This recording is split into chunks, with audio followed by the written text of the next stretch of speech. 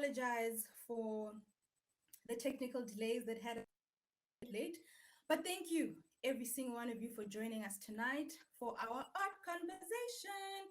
This is our second edition this year of our art conversations. If you missed the first one, we were talking about arts and activism YouTube page. And this one, we are talking everything energy sector in Africa. And before I go too far, my name is Nyeledi Furumele, and I am the founder of hashtag Boss Girl. And hashtag Boss Girl is the mother body that houses these amazing conversations. Tonight, I'm joined by an amazing panel of Black females who are making their mark within the energy sector, and they come and hail from different parts of our continent. But what is so exciting is that they all bring different things onto our platform. So I'm going to first start with Linda. She hails all the way from Namibia, and she is a renewable energy engineer. I didn't even know that existed, but apparently it's a thing. And she's going to tell us a little bit more about that as we're going through our conversations tonight. And her passion is for rural grid renewable energy solution. I'm not quite sure what that entails, but as we go, we're going to get a little bit deeper into that. And then we have our two ladies who hail all the way from Nigeria. Crystal, who is an energy and project lawyer. Didn't know that existed before until we started having this conversation. So I'm also not quite sure. She's going to explain what that entails, what that brings into our conversation, and she's going to tell us how that sort of ties into building sustainable long-term developmental energy solutions. It's tricky, these English words. And then Ifunaya also hails from Nigeria. She is a qualified in petroleum engineering. Those are as a difficult term because I'm sure some of you are like, I don't know what that is, but that's okay. She's here and we're going to do the amazing things. And what she does currently is she's responsible for innovative gas to power projects and creating extensive financial models within the energy sector. So I think all of them, as you can hear, have got an amazing repertoire within the energy sector because they each bring different things. So without further ado, I'm going to start with Crystal. And we're going to start with an opening statement before we get into the bits and pieces of what's happening in our continent. Crystal, I'm going to start with you. Please don't forget to unmute yourself when you go live. I'm going to ask you questions, an opening statement. Is Africa in the midst of an energy crisis? Why? Crystal.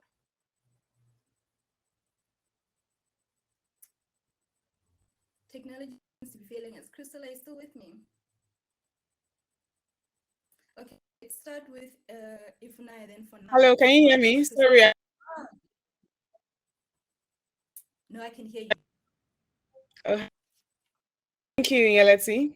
So like you mentioned earlier, an energy and finance lawyer here in Nigeria, and what that means is that I advise in relation to investments in energy projects, be in relation to whether it involves energy generation, distribution, or in some instances of renewable energy solutions. So we advise on the financing and as well as the project structuring as now to question about if the continent is in an African crisis. When you look at what's going on in several of the various African countries, Nigeria, Ethiopia, Chad, which has very limited private sector involvement. And of course, what this means is that the state in most instances bears majority of the burden on energy provision, supply and delivery to homes, and that there is inadequate within sub-Saharan Africa. So I think the answer is yes. We definitely are in an energy crisis, and you see this very much prevalent in the fact that it social enterprise in general. And when you find that majority of communities and I guess cities and rural areas, particularly within the continent, have very limited power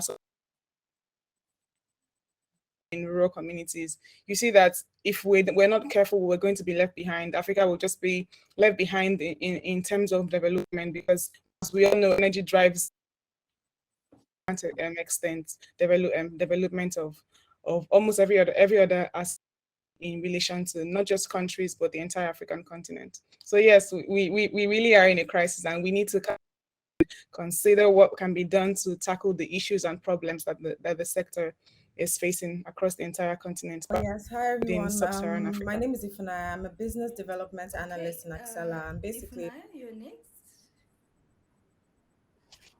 hi everyone.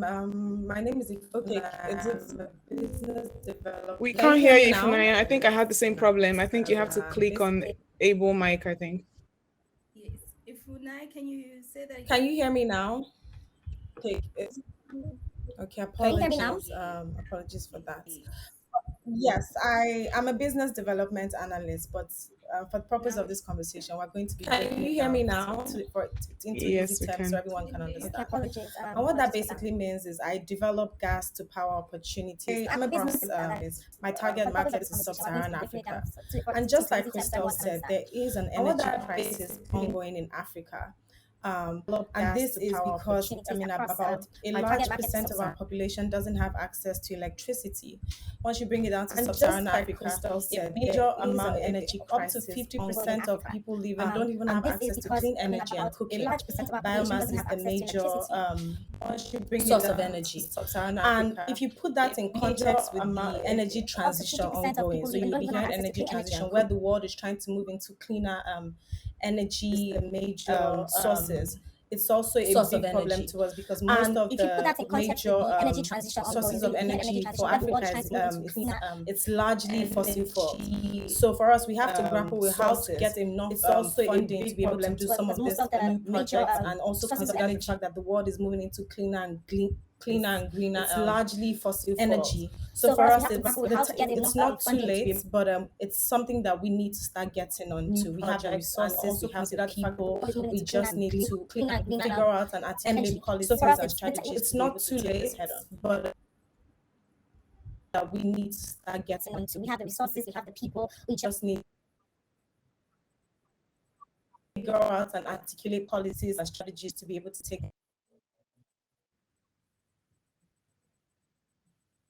Okay, Linda. Thanks, Nilati. Hopefully you can hear me from your side. Yes, we can hear Yes, we you. can. So renewable energy engineer. I'm actually an electrical engineer. I just specialized in renewable energy and energy efficiency. That is basically focusing on sizing and designing solar systems. Mostly, that's what I'm currently focusing on for rural communities here in Namibia specifically. But back to your question, Yeleti, on whether we're in a crisis as Africa, we definitely are. We are one of the fastest growing continents in terms of population in Africa, I mean, in the world. And supply definitely cannot meet demand. We are fortunate in Namibia to be one of the few countries that does not experience load shedding. But if you look at the largest countries in Africa, which is South Africa and Nigeria, for example, shedding is a problem there. But we do have the resources, like Ifunyana mentioned. We just need to see how we can utilize them best and really make the best out of those resources. Thanks. Okay, so if we can just pause it right there. Um, there was an issue that I'm trying to solve now all of a sudden because on my side it's showing me flames.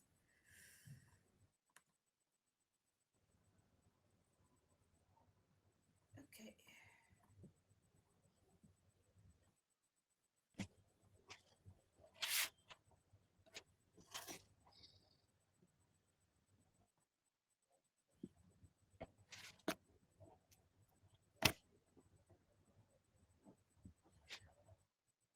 Mm,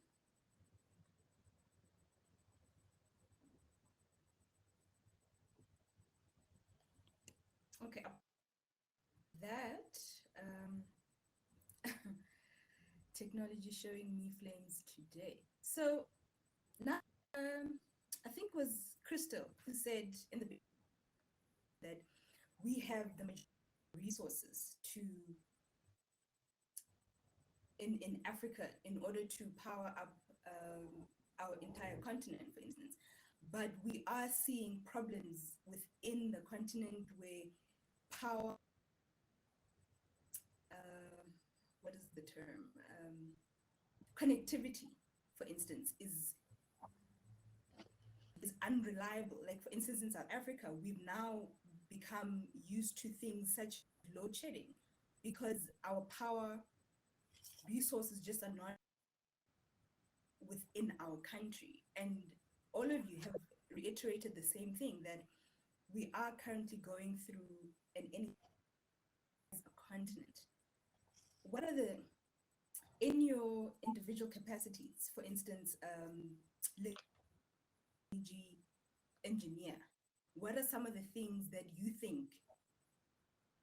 not necessarily as just Namibia, but as a continent, we should be focusing on? What should be our move forward in order to alleviate our insistent use on coal, for example, as our source of energy? Nileti, that's such a tricky one, but we can't completely get rid of coal and gas. I'm sure if Nana would kill me if I say let's get rid of the whole coal and gas and petroleum. We have to make a proper mix that really works for us as a continent. Some of our countries are rich in oil and gas, like Nigeria, for example. Namibia, on the other hand, we are one of the driest countries, but we have one of the best solar irradiation in the world compared to countries like Spain, for example, that are very developed in CSP plants. That's Mm. concentrated solar power plants where you can generate electricity from solar, but not just the normal way like solar PV. So definitely making use of our renewable energy resources like hydro as well. That's one that we can also utilize. And then wind as well. Some of the countries are rich in wind, and then also bringing coal and gas to the mix to just see how we can make the bring enough energy to the continent, and also falling in with that clean energy goal that the world is also still running after. Yeah. Okay, I guess for me, what I would say is you're right. Nigeria has significant reserves in terms of oil and gas, but in some regions, particularly the north and southwest, you also find an abundance of renewable energy reserves. So I think that within the African continent, we boast of reserves that could potentially solve the energy issues that we have. But I think that what would help is to encourage investments in renewable energy, and one way that be done is by policies that incentivize investments in renewable energy. So, for instance, if you had a policy provided tax reliefs for investments in solar, hydro, biomass projects, it could increase competition within that sector, and then what that would now translate to is an increase in that sector, because I think what is lacking is not the resources. What is lacking is investment in these sectors, and as we all know, we do need those investments to get mix of renewable energy. And if you look at countries like Ethiopia and Kenya, yeah, who have an amazing amount of their power energy, it shows that it's possible that can be done. I think for Kenya, almost 90% of their energy is gotten from renewables. So what I mean, like we mentioned earlier in the beginning of this conversation, the world is moving away from oil and gas, and we're transitioning to a more sustainable energy solutions. So I think for me, what would be good is getting those policies in place, encouraging and enabling business environments for us to feel comfortable enough to bring in capital to invest in these projects. And if we have a significant amount of that, I imagine that it will go a long provide like additional generation capacity, which for countries like South Africa that are heavily reliant on, they can Yeah, I then mean, begin to like Crystal transition to a more said, renewable energy different economy. countries have their different energy sources. Some countries are Yeah, because okay. Yeah, I mean, like Crystal some countries are stronger. For example, Nigeria has a lot of Different countries have their different. Nigeria has a lot of oil and gas resources. The Mhm. truth of the matter is, we can Some never countries are stronger. For completely. example, Nigeria has Nigeria reliant on renewable Nigeria has a lot of energies. oil It's and gas just not resources. possible because of their intermittent nature. So But for things we like cannot baseload, completely coal and reliant on oil and gas will still play a major role. However, what we are trying to achieve here is more of like an energy so mix for that things kind of like basically coal will I and say coal and gas will works still with what play your country a. has. And to Crystal point, a major part of it is However, what we're investment. trying to What achieve is here is really more of like an lacking in energy mix Africa that is kind of investment. When you talk about renewable energy, it's very hard now to access funding and to fossil point. A fuel major part of it is investment. So what projects. is really For me, I think one way Africans can go around that is to focus more on it's very hard now to access funding African for funding. I'm glad that the AFTA has come to stay. For me, I I think believe one way that we Africans should be can able go to around that leverage is within to ourselves to be able to access funding for fossil fuels, because those kind of African fundings will funding. be a I'm bit glad that the difficult now to AFTA has access, come to stay. given that the world I is believe that we moving should be able towards to the greener future. But we have our own path access and funding for fossil our fuels own because those path kind of to chart. So as Africans, we need to be thinking what is best for us, and a lot the of it world is has to moving do towards with the the greener future. But policies we have our own and path, enabling our own path, and our societies. You know, when there's unrest, it's very hard for businesses to. So as Africans, we we need to be prosper. thinking what is best And for us. so once And a lot of governments can sit down and articulate policies that actually stimulate and enabling private societies. You know, when investments there's unrest, it's very in hard for these businesses sectors, I believe that that to can go a prosper. long way. And And so I don't once think that I think that sit down and both articulate policies that oil, actually gas, stimulate hydro, private solar, investments wind, also have a major part to play. I believe that that can go a long And way. And I that's don't what think that we I focusing think on, that getting that both coal, investment, working together as a continent gas, to hydro, fund solar, wind, ourselves, also really, to major bring parts up to that play. funding for ourselves, and also And make that's what the we should be environment focusing really on, stable for external investors to feel working confident together that, as a continent to be able to come to and fund ourselves. play into the country, knowing that their investments are secure. Bring up that funding for ourselves, and also making the environment It's really really stable good for external investors to feel confident and to be able to come and play into their investments are secure. So I hear a lot of money needing to be done in order to go through these processes, because obviously switching from one version to the other isn't going to be overnight, and it's not necessarily going to be something where if you don't have the funds or the know-how, it's going to be easy for you in order to build or with it. So how are you, Crystal, as a energy and project finance lawyer, like how are you working with, I don't know, either the people within your within the energy sector who are trying to get in, and the legalese? Because I know some of the times, if you don't know the term, I don't know, but like, how are you working with the people within the sector to say, hey, this is a viable option to move to in order to move from coal, let's move to solar or whatever. What is it that you are doing in order to try and make that shift easier for the other players or the smaller players in the energy sector? Okay. I think that one of these instances, we power with, and by we I mean my firm Alex. We power with Power Africa and USAID, and have these webinars where we try to involve stakeholders in various African countries. Let's pull our heads together. Let's consider how can we these issues that we find prevalent, particularly for startups who are trying to invest in the energy sector. And for Nigeria, for instance, we have the Renewable Energy Association of Nigeria, and what they've been doing has been providing capital intensive projects, particularly for rural communities, right? And then you have the Rural Regulation Agency, which is called REA for short, and what they've been in terms of providing capital for startups that are very much intended in investing in sustainable energy projects within rural communities.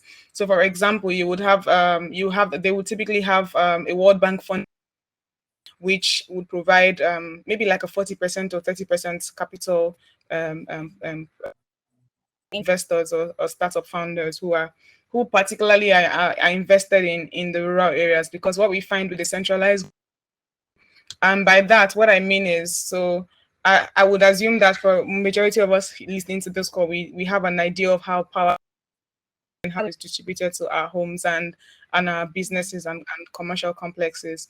So the idea is that majority of the rural communities are underserved. They don't have adequate power supply. So that is why you see that the rural agency is very much interested in those regions. So if you're interested in actually investing in projects, particularly within those communities, there will be some capital that will be given to you to assist you. And then more often than not, you would also get a legal team that will put you through the legalese and all that, in terms of what kind of contracts do you need to put in place to ensure that you have a good power purchase agreement between you and your off takers, which in it is. So what we can see is the communities will come together and form an SPV. That's a special purpose vehicle where you form a company particularly for a particular and specific purpose. So they would come together, would be contracting with that SPV for the community. So by in the contracting arrangement, who you have as the off taker would be the community SPV, and then that way having that capital intensity ensures that for a certain 40% covered, and they're bringing equity and debt of 60%, which sort of helps to alleviate the nature of energy projects. And what we found that does is to encourage investments, and we've of startups come on stream that are heavily focused on providing off-grid solutions using renewable energies for rural communities who have very limited access. So currently, obviously, we know that the rural areas obviously is going to be a big focus of this conversation because they're the ones who are left behind. How long do you think? Let's focus first on Nigeria, then we'll go to Namibia where Linda is. How long do you think that switch will take for renewable energies or um, a different type, solar, gas, and all those other things to uptake in those communities? Because obviously we also need to look at the kind of infrastructure that they need, and one community might not necessarily have the same infrastructure as another. So how long do we think it will take for rural communities in Nigeria, for example, Okay. completely off the grid? Well, for me, I've always been a big advocate of a decentralized energy system where, so Nigeria operates a federal system of government, and what that means is that we have a federal parastatal, and then we have states. So everything personally when it concerns energy, the majority of it happens in the federal structure, or rather in the federal arm. And what this means is that power then transmitted and then distributed.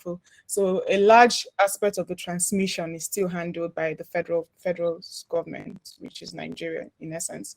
And I've been a big advocate of, let's decentralize the system. Let's allow states and communities their own to source out their own power, source out investments for energy generation and distribution, set up utilities, and in some instances, like there's a very popular market called the barrier market. We've seen that happen in a Sabon Gari complex as well. So we actually see that sometimes, in terms of decentralized system, it's something that would work if all parties involved are able to collaborate together. And by this, what I mean, let's allow states to make their own laws for power generation of power and distribution. And what that would mean is that the states will be able to set up their own mini transmission grid within their states, incentivize in power generation using solar, hydro biomass, or wind, which we have a lot of waste to go lying around.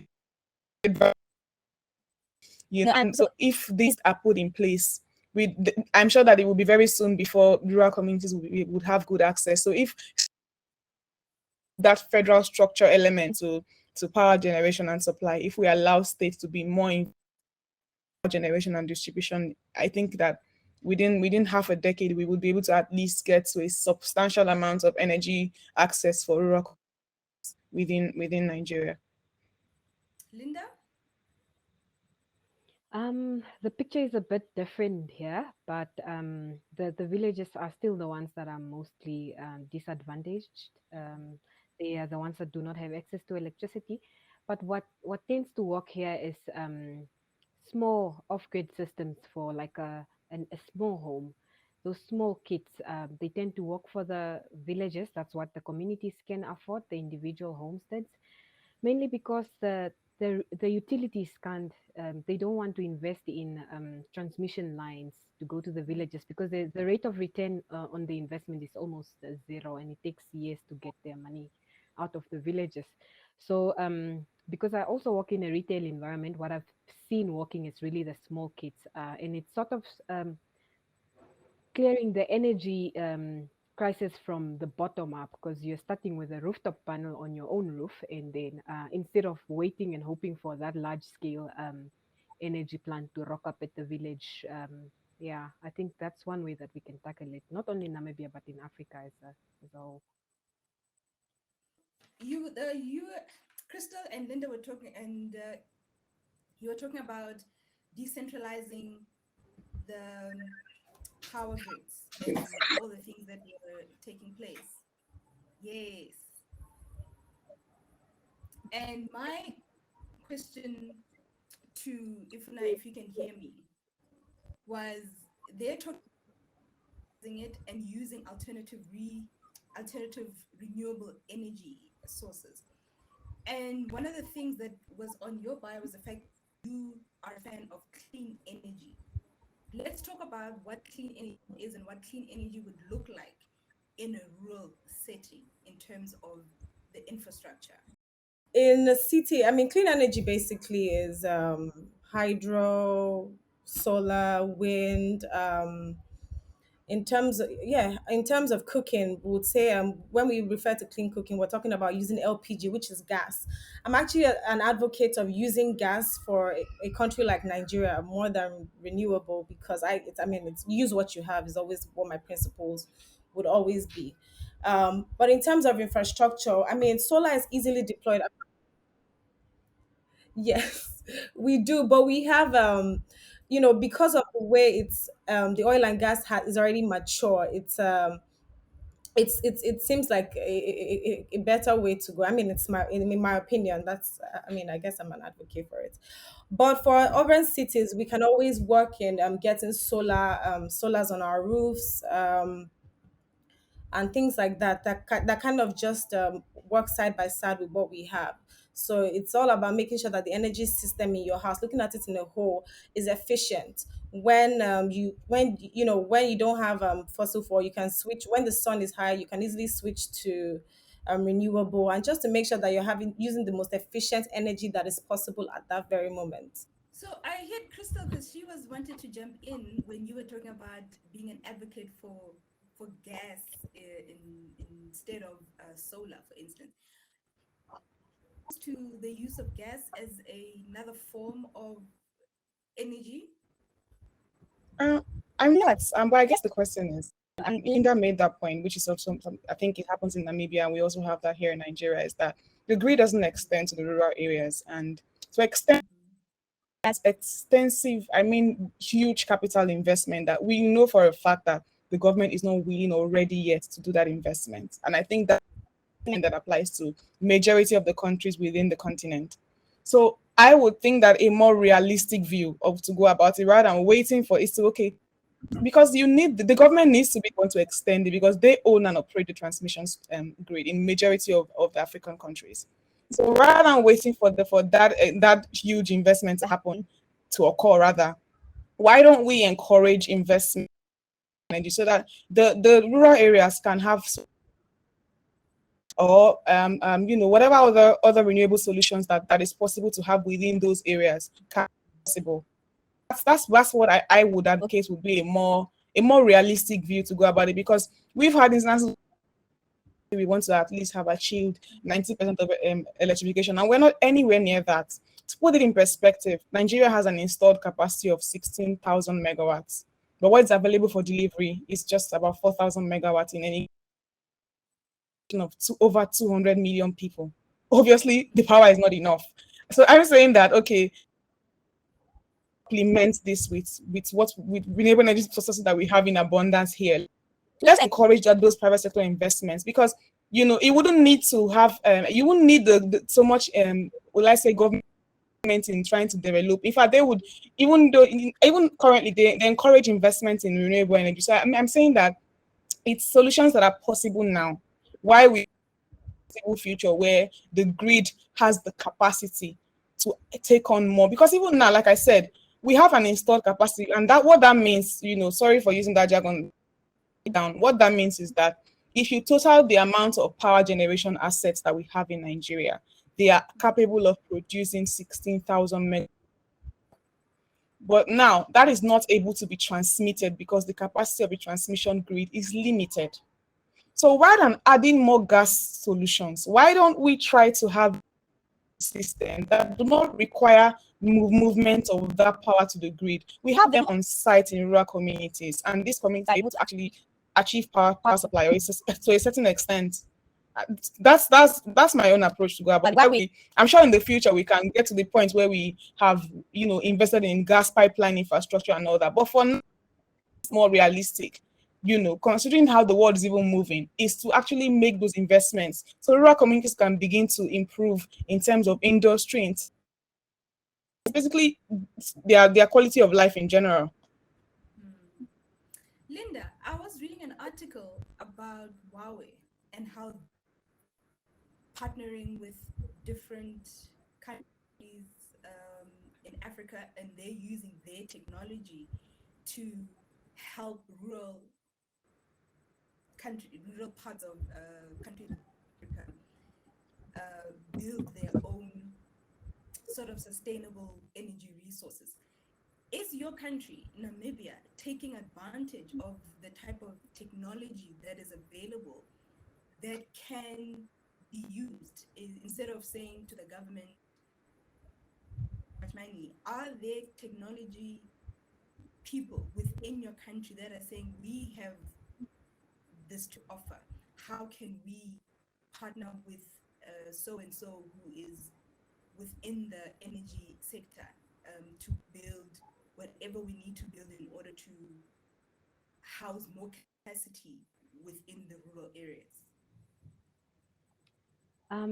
Thanks, Nyeleti. To be honest, in terms of technology in rural areas, we are not there yet. People in the rural areas often tend to not have access to Wi-Fi and data and so forth. So the best way of like educating our rural and village people is still going there with your feet and having a poster and going house to house and giving them the advantages of using a renewable, for example, over firewood in the house and so forth. So it's still we have a long way to go in terms of utilizing technology to reach out to our rural areas. But hopefully we will get there one day. Yeah. So in a nutshell. So, are we not, as a continent, are we failing on those developmental goals because we're not using what we have? We're waiting on outsiders to come and say, guys, this is what you have on the continent, please use it in the countries. I wouldn't say exactly like that. It's also because of lack of I would say income in the rural areas specifically. But you still find one with a small solar torch, for example, that's like cheap. They can afford that. But use for heating, for example, they still use wood fire and kerosene. Nothing is wrong with kerosene again, but like when it's burning and wood is burning, it emits those CO2 that can be dangerous to their human health, for example. But it's slow progress really in the villages. As much as we have a passion for the rural areas to like really utilize renewable energy as fast and as soon as possible, it's a mindset as well to just get someone to use, for example, charcoal briquettes, which are considered much more energy efficient instead of wood. It's a mindset. It's a huge mindset. So apart from capital investment as well in money that is needed to deploy renewable resources, it's also a mindset shift that we need to put in our people. So, Ifunaya, there was a big discussions a few years ago in South Africa. I don't know whether in Nigeria that was something that was considered, nuclear as a source of, as an alternative source. Is that realistic in our specific context? I mean, so nuclear is possible. There are currently nuclear plants that are existing, but I know we all know the major accidents that have happened with nuclear, which is like Hiroshima in Japan. And I guess people's body language with nuclear is, if you're going to do it, you have to do it well. And I guess the issues in an African context is more of the well, I say technical know-how and the capacity. Um, I believe that if that capacity is developed within the continent, of course, nuclear is a very good and viable option because it's actually clean energy.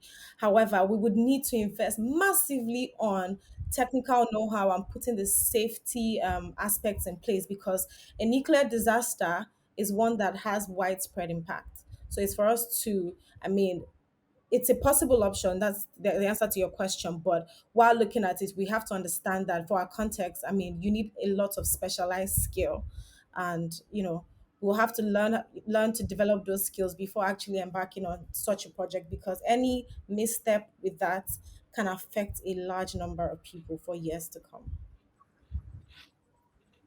So Mm. currently, where we are now, we are not ready for that kind of technology because of the lack of skills that we possess in Africa.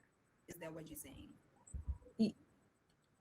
I think so. I think I mean I think that things like oil and gas and fossil fuel and even renewables, we have tech, technical capacity and know-how.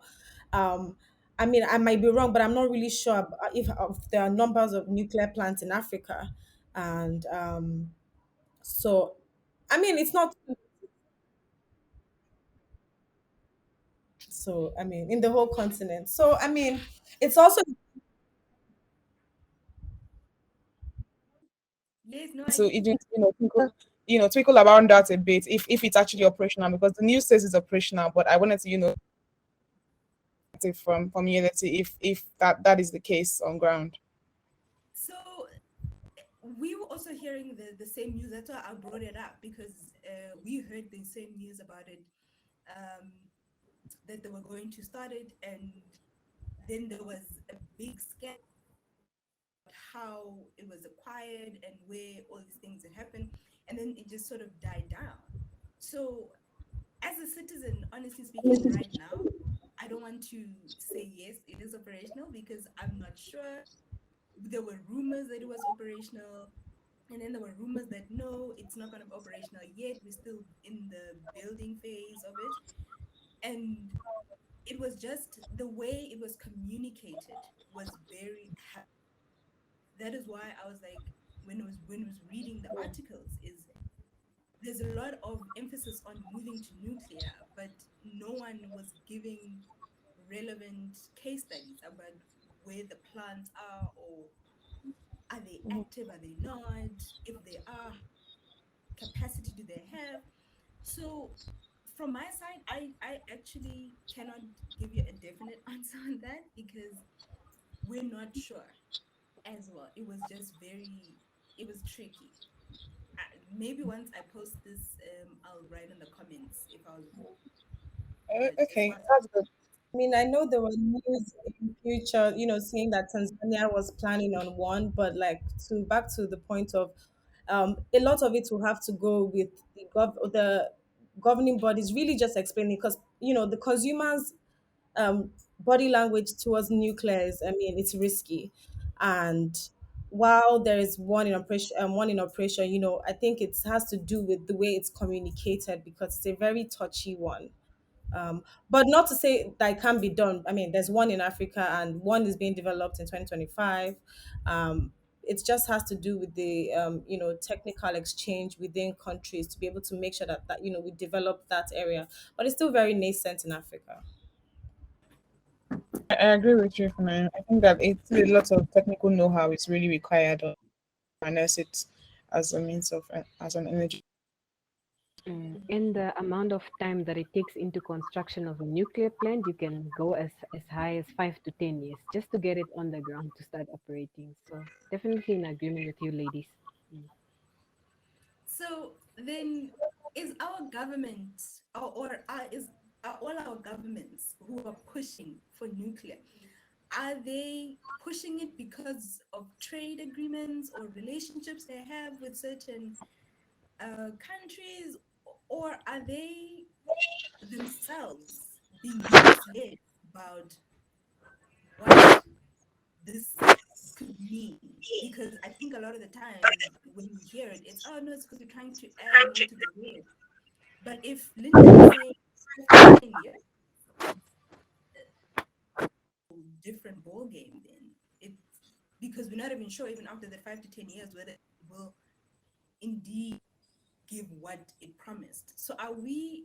Is nuclear an African pie in this, basically? I think Um, that yeah. question would be more you in reality because I think most of for us, I speak for Nigeria, and I think if Funaya will us here, we're not even considering nuclear at the moment. We are trying to harness renewable energy sources that we have and our sentiment as well. So it's not something that we are paying much attention to, at least speaking for most of the countries that I walk around. Mm. So Linda? Namibia, from Namibia, we are one of the largest uranium. Like we have very rich uranium resources as well. It was one of those things that were put at the table as well, but the advantages of why perhaps they might be advocating for it in your country, Nyaleti, is because once you have it running, you're basically sorted. But like the two ladies have already outlined, the tricks and the amount, the complexity that comes with it is another challenge on its own. So you rather not have it. So currently we do import, for example, quite a lot of nuclear raw material to other countries out of Africa that still have nuclear plants that are operating.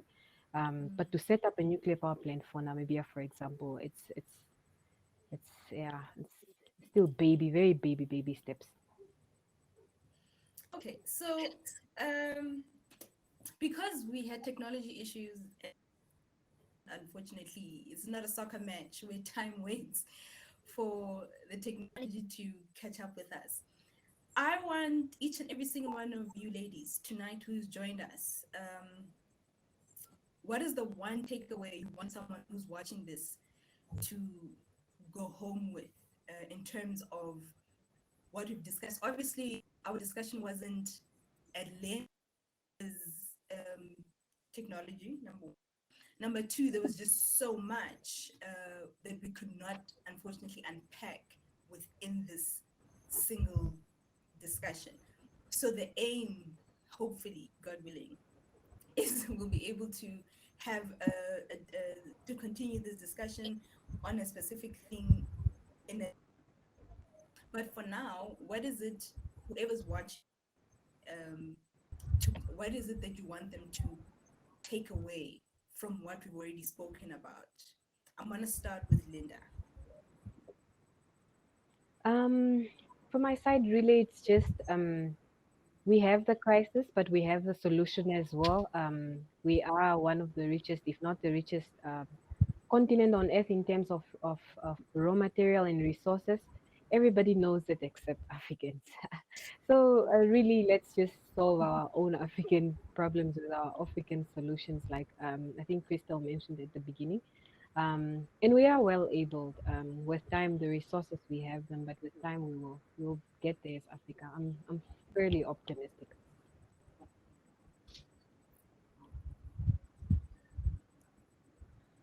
I think what I would say is we can do it. What I would like to see more of is actual um, a lot of collaboration within the African continent, and this is within the context of free trade, letting goods and services go, within the countries and in the context of funding as well. We need money, and we might not be able to get the monies that we want for the projects that we want. Africa needs to start putting Africa first in essence, and this by funding ourselves, just not playing playing the rat race. We have our own race to run, and just really just making sure that we are more connected to each other. And that's why I'm really glad about this art conversations. These are women from different countries here trying to actually talk about relevant issues, and it starts with things like this and actually progresses into regional conferences and whatnot. We need to be able to make solutions tailored for our situation, and we can do it, and we're in a step in the right direction. So for it's just for us to collaborate, make funding available for ourselves, and make sure that there's free flow of exchange of information, trade, and ideas. Thank you. Right, thank you, Yeleti. So, I mean, the ladies have said it all, but I guess what I would really want to reiterate is with agreeing amongst ourselves that Africa is in an energy crisis. What I would like anyone to take out of this is that we have the resources, as Linda has said, but than what we need to encourage. If you're a startup or if you're someone that is considering creating a startup, consider issues around the energy industry. And what a lot of people don't realize is that these days there are a lot of Africa DFIs and by that time financial institutions who are willing to invest in energy projects so long as they are viable. So if you're trying, you're tinkering around, consider the energy sector. There's a whole lot of assistance you could get in terms of you want to create a distribution utility, particularly within Nigeria and several other African countries. So we would really encourage everyone that is considering the issues around energy in Nigeria or every other country within the continent to understand that we can do it. And as Ifunanya said, let's look within our. Yeah, I think a lot of when you look at the AFTA, that's the Africa Free Trade Zone, Continental Free Trade Zone agreement. There's potential for collaboration in the continent. Let's see how we can utilize that to increase energy access within the continent. And lastly, I think the last point I would want to also within the African continent, there's several DFIs that are actually trying to invest in renewable energy and projects within the continent. We have the Africa Development Bank, who has a several billions in a sustainable that is currently in place, and they're considering how they would, release this money to viable projects that are going to increase.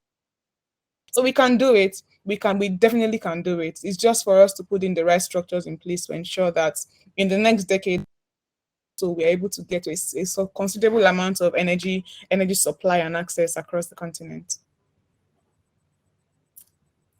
Yeah, African solutions to with collaboration within Africa. I think that is the golden thread from every single thing that you ladies have said tonight. Um, Thank you for joining us. I think I mostly enjoyed understanding the different viewpoints, and I think that's why I'm so passionate about having these art conversations, because when you're sitting in South Africa and you're hearing all these things, you forget that there might be other countries who may be going through the same thing or who passed that and have solutions already. Um, and that is always why it's so powerful when you can sit around a table with women from different parts of the continent who share the same values or passion for Africa.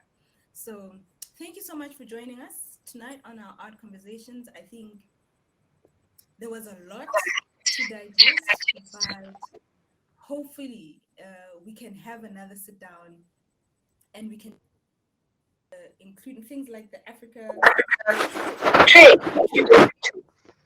is currently being discussed, and that different countries are sort of part of already, and we can talk about collaboration that would look like within our continent, how each country can collaborate with another in order to build Africa from within, from the inside out, rather than from the outside in. Because I think once we start inside out, we can start seeing that we have a lot more in common than we do not in common. The English wasn't right there, but I hope you understood. But thank you so much for joining us tonight. I really do appreciate your time. Apologies for the technology fail, but this is it's the life we live, unfortunately. But I had a good time, and I'm hoping every single one who's going to watch it later on will also enjoy all the things that we spoke about. It has been insightful. It has been mostly, I think I'm touched by the love and passion I hear from each and every single one of you about this content. So thank you so much for joining.